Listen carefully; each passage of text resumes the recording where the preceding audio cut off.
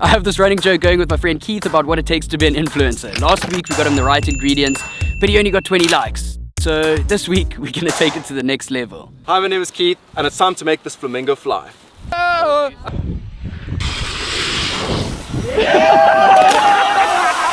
I believe I can fly. It was at this moment he knew he fucked up.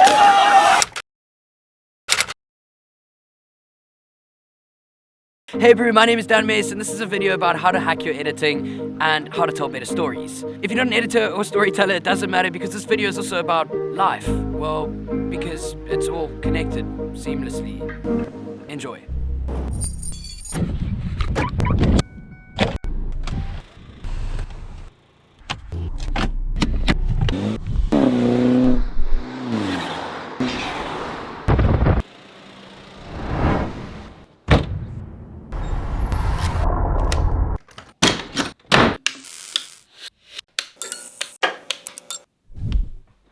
And that's how not to edit a film. Or definitely for me, how I don't edit a film.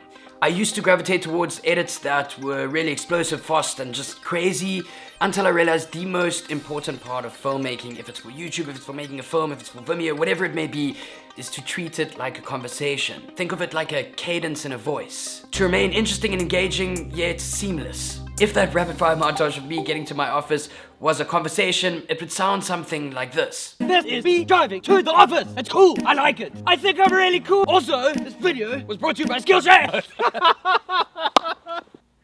Which definitely is not seamless, and I don't know if you would ever want to engage in a conversation with somebody that spoke like that.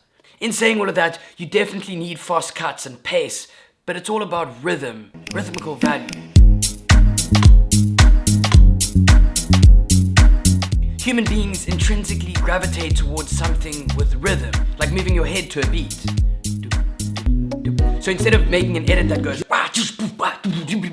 you would rather want to do something that's,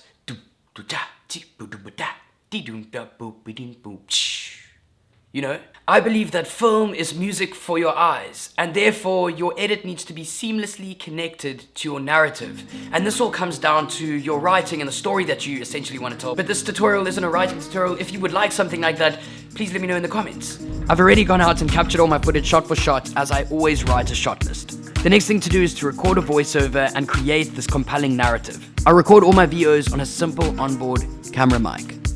I then lay everything down shot for shot like this, beginning to end, see?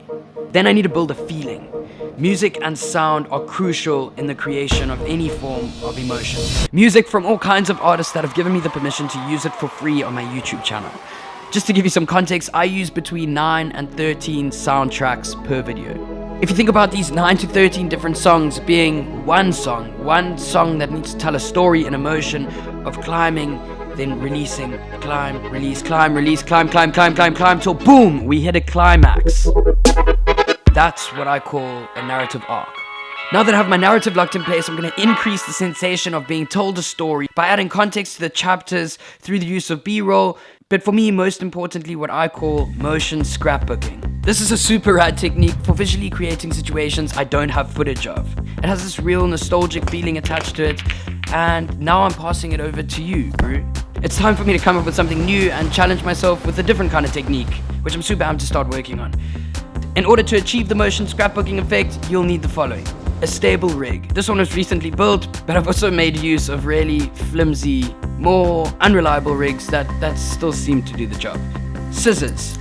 Scrap objects of all kinds. A printer and a pretty inventive mind. Basically, you need to 1. Work out how long each motion scrapbook section is and where the action needs to take place. This will give you a good idea of the order you should animate each subject or object and how much time between each scene you have. 2. Creating your scene, otherwise known as your mise-en-scène. Using cutouts of characters, environments, and objects that link to the events in your story. This is where you should really get creative with all kinds of shapes, textures, and colors. 3. Shoot frame by frame, each time moving your character slightly to create movement and bring life to your characters. Make sure your lighting is consistent and there is minimal to no ambient light, as this will be noticeable in the final piece. 4. Take all your photos and drop them into your project. I use Premiere Pro. Make sure that your project sequence is set to 24 frames per second and that each photo holds for 2 frames. Motion scrapbooking should generally be shot for 10 to 13 frames per second to give it that nostalgic scrapbooking feel. And then 5, compile it together and play it back to see if it makes sense, and if not, you're gonna have to go back and do it again. But that's what this process is, and I believe that flaws make it more honest, so definitely don't try and perfect it. And now to integrate this along with the B-roll and talking head shots into your narrative in a seamless way. The object here is to create a rhythmic edit. And the best thing about rhythm is it's endless, it's imaginative. You don't have to stick to a specific BPM, you just need to feel it. It's kind of like a sixth sense. I see dead people. An important note, a lot of editors and filmmakers nowadays like to show off their skill as an editor, kind of do the craziest style, sort of over-the-top moves. That's cool and all, but it serves no purpose in a story other than showing off your skill set.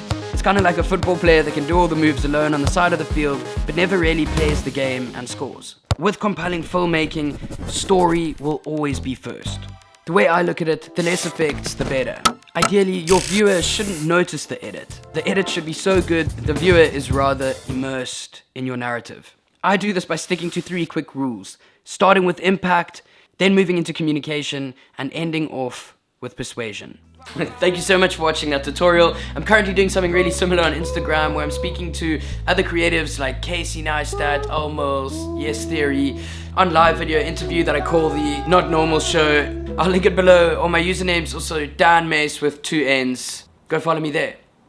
Now it's time for a jingle. Time to speak about a partnership with a brand that helped me learn this song.